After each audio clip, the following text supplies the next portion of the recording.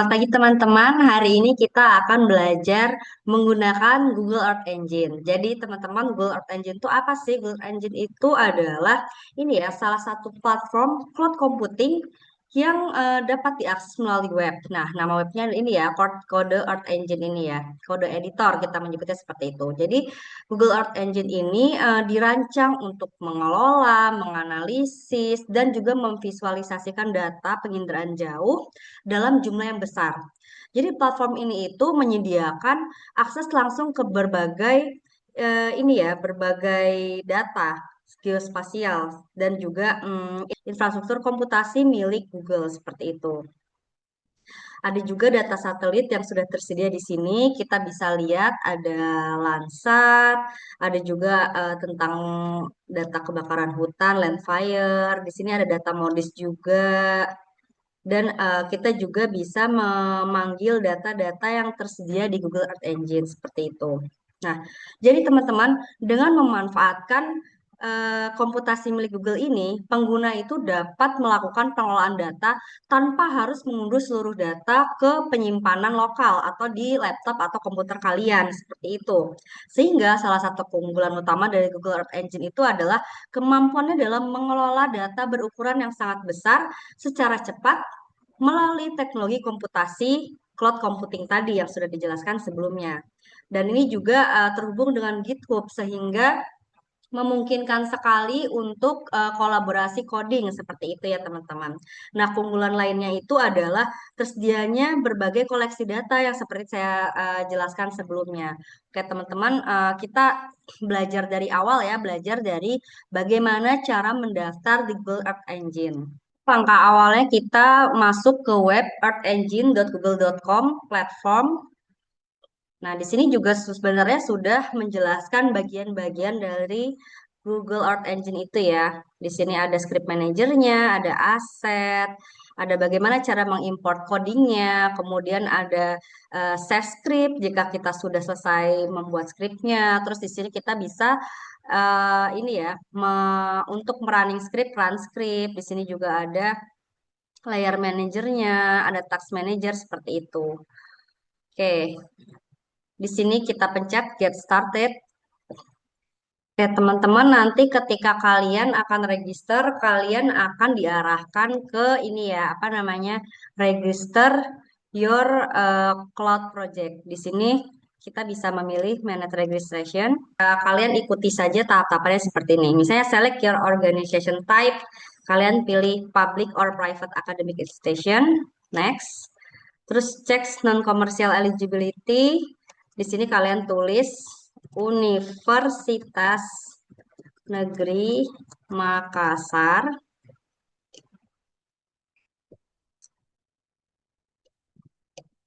Kemudian will you receive any payment? Pilih no. Terus pilih scientific research di sini. Pilih global. Pilih no dulu. Kemudian cek eligibility research question. Anggap saja kalian mengisi salah satu topik penelitian kalian, bisa banjir, bisa bencana alam atau lain-lain. Based on your answer, you are eligible for non-commercial Earth Engine use. Next. Kemudian, nah ini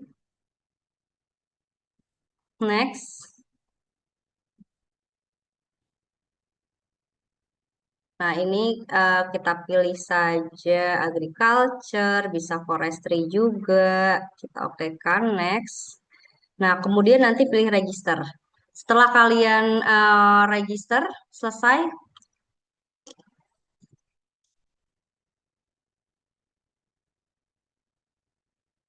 Nah, continue.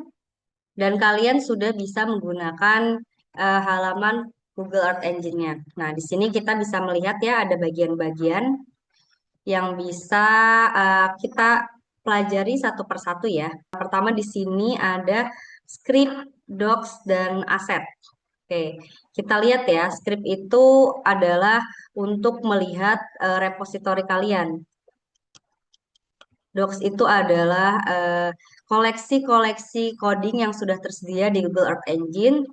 Kemudian aset itu adalah kalian juga bisa mengimport SHP dan data-data kalian dari penyimpanan lokal kalian. Nanti di sini bisa TIFF, data TIFF, bisa data SHP, juga data CSV atau yang berupa tabel seperti itu, teman-teman.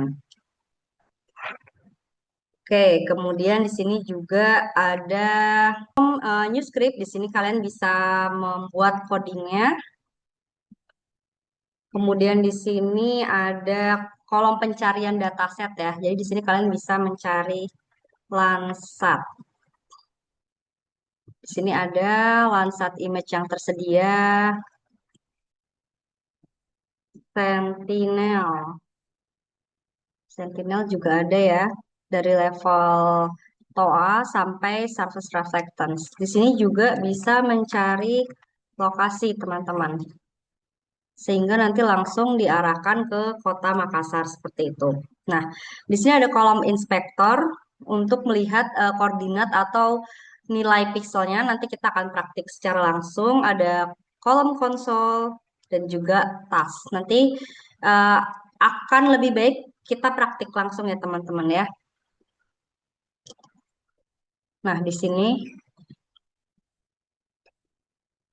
kita praktik menggunakan ini. Nah, jadi ini sebelumnya saya sudah membuat codingnya.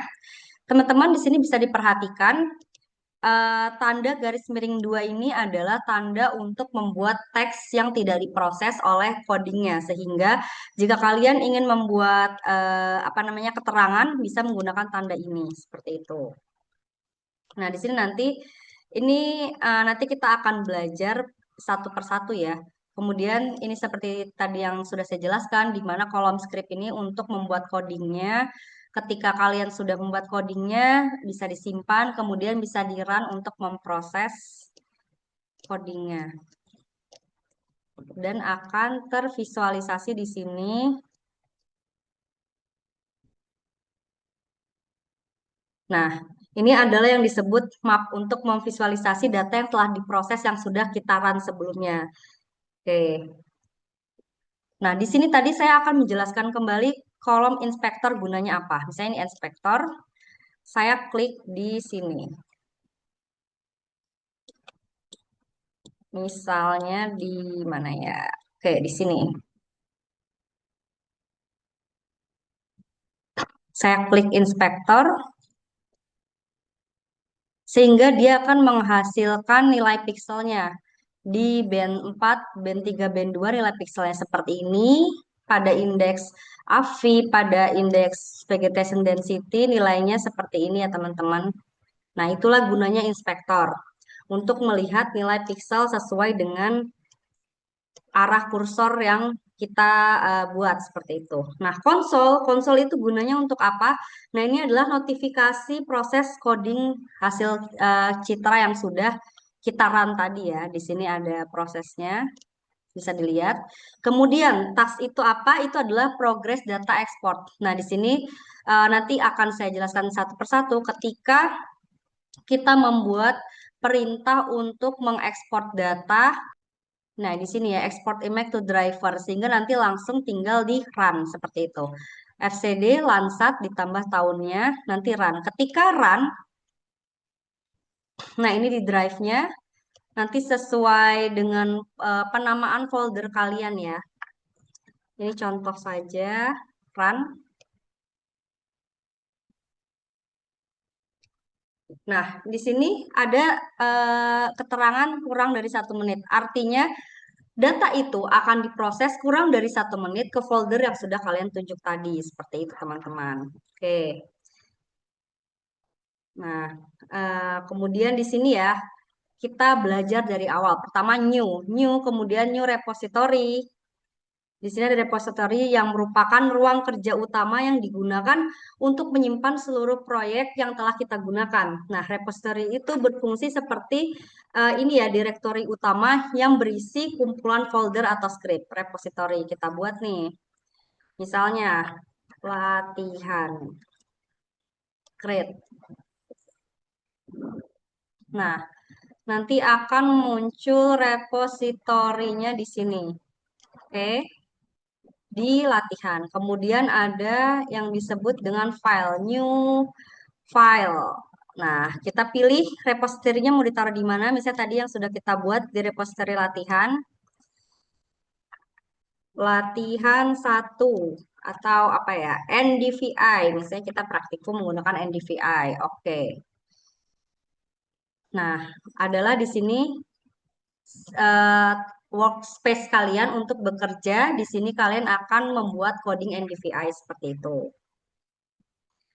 Oke, dari ini tadi yang sudah saya jelaskan sebelumnya, di aset kita bisa mengambil data baik dari SHP, juga ada geotiff, dan juga ada CSV file seperti itu. Oke,